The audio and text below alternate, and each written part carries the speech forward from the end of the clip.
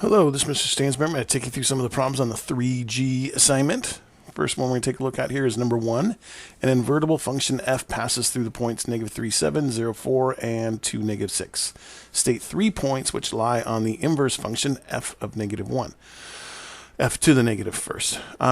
So if it's an invertible function, that means that x, let's use the blue here, that means that x is going to equal y. So simply, we're just going to switch these points all around. That means our 3 points would be at 7, -3, 4, 0, and -6, 2. Okay? All right. Number 5, copy the graphs of the following functions and draw the graphs of y equals x, and y equals f to the negative first of x, the inverse, on the same set of axes. In each case, state the domain and range of both f and f to the negative first. So really, I feel like the simplest way to sketch the graph, if it's the inverse, we simply will just want to sketch the line y equals x, right? And then we're just going to reflect these points straight across that line, right? And that point goes over to about, right about there. And so we end up getting that line there. Now, the tricky part for the original, y equals f of x, the domain and the range. So domain is what the x's can be, right? So that can go anywhere from 0 to -2. So we'll say 0 is, actually, let's do this. -2 is the smallest. So we do this little start, and then we do the stop. So working left to right, where does it start? It starts when x is -2, put an x in the middle. Where does it stop? It stops when x is 0. And then we simply put the, always put the less than signs in there. And then since both those dots are filled in, they're both equal to. Okay? And then the range is from 0 to 5 on this, right? So we, again, the bottommost in this point here is going to be it's at 0. And then this is y, not x. And then it stops at 5. So then we do less than or equal to 5. We do 0 is less than or equal to y, which is less than or equal to 5. So that means it's between 0 and 5 for the y's, and -2 and 0 for the x's. Now, for the inverse function, y equals f to the negative first of x, we'll do the same thing, start and stop. So domain and range. So the domain on this one here is supposed to be, I kind of messed that up, it's supposed to be right there. So the x's go from 0 to 5. The x in the middle, less than or equal to, because the dots are filled in. And then our range goes from -2, right, because it's that, -2 up to 0. So it goes from -2, to 0, less than or equal to, less than or equal to. And if you will magically notice here, look, the x, I made that a y. That's supposed to, and it made that an x. It's supposed to be a y, right? So if you notice, the x turned into the y, exact same thing here. These match, and then these match, except for the y turned into the x. Okay? So that's kind of a nice way to figure out the domain and range of functions. Just find the initial function, and then just switch the x and the y. Okay? For D, let's do the same thing here. We're going to draw our y equals x line right there, and then we can simply just copy some lines straight across. So it looks like it's roughly there. Crosses about there, and then it's coming out here. So again, it's kind of a rough sketch here, but it looks like it goes up to that line there. Okay. So domain for y equals f of x, the domain, so we'll do start and stop for both of these. So for the x, it does not have a beginning, and it doesn't actually have an end. So if it doesn't have a beginning or an end, that means it's all real numbers. And then the range is the y's. Now, we'll notice that the y is never going to get down to 0. So we can say it starts at 0 because it'll never get there, and it goes up forever and ever. It doesn't have an ending spot, right? So put a y in the middle there, and it will simply be, actually it's not equal to because it will never hit 0.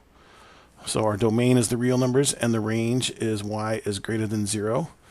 And then if we want to use the same technique that we used over here, so y equals f of, to the negative first of x, we'll do our start and our stop, and domain and range. Nice part about this, we know that this r is going to be for the range, and then this here, 0 less than, instead of y, it's now going to be x.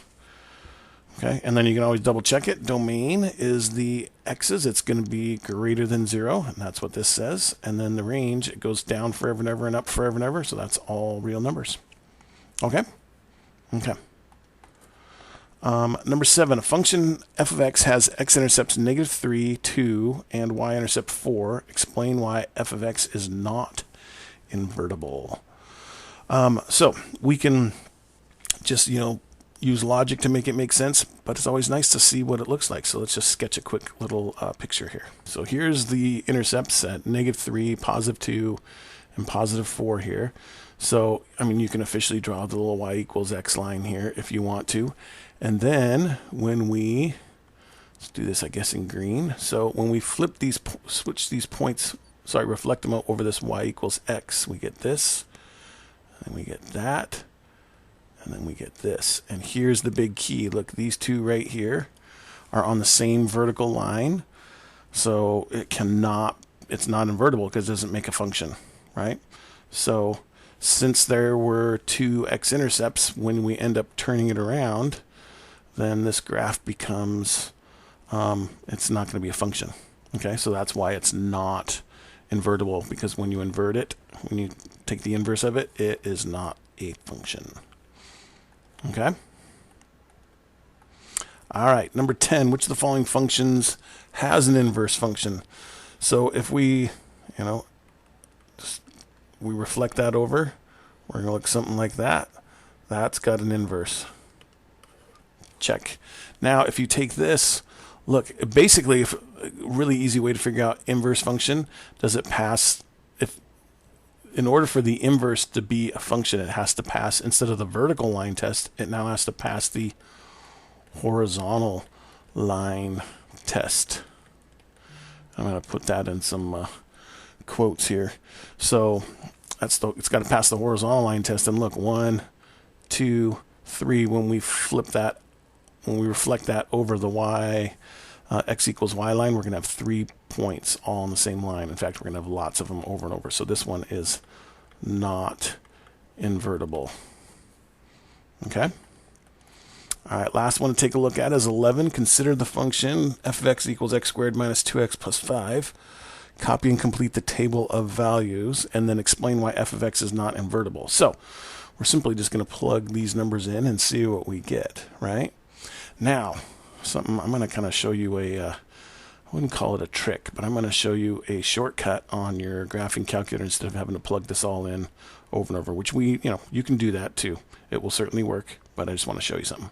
Okay, so here's what we can do. We can go into the y equals, clear out whatever we have in there, and then we're going to enter this in right into that y equals piece here. So we've got x squared minus 2x plus 5. Okay, now we can go through and graph it and kind of try to figure out where the points are, but instead what we're going to do is we're going to find the table. So if we do second and we do graph, it will actually give us a table. And if you look, it just so happens that it was kind of nice. It was already set up nicely for us.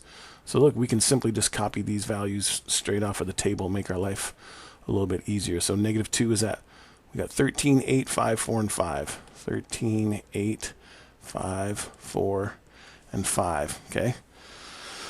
Again, if we were to plug it in, -2 squared is 4. Negative 2 times negative 2 is another 4, plus 5 gives us 13. So anyway, the graphing calculator made it a little bit easier for us. And then it says, hence explain why f of x is not invertible. And our reason why here is because these 2 points right here, look, because since these two y's are the same, when we go to invert it, that means we're going to have two x's that are the same. So we would end up, the inverse graph would look like 1, 2, 3, 4, 5. It'd be at 5, 0 and at 5, 2, and that does not pass the vertical line test, so it is not invertible. Okay? Okay, that's all we have for the 3G assignment. If you have any further questions, please feel free to ask. Thanks.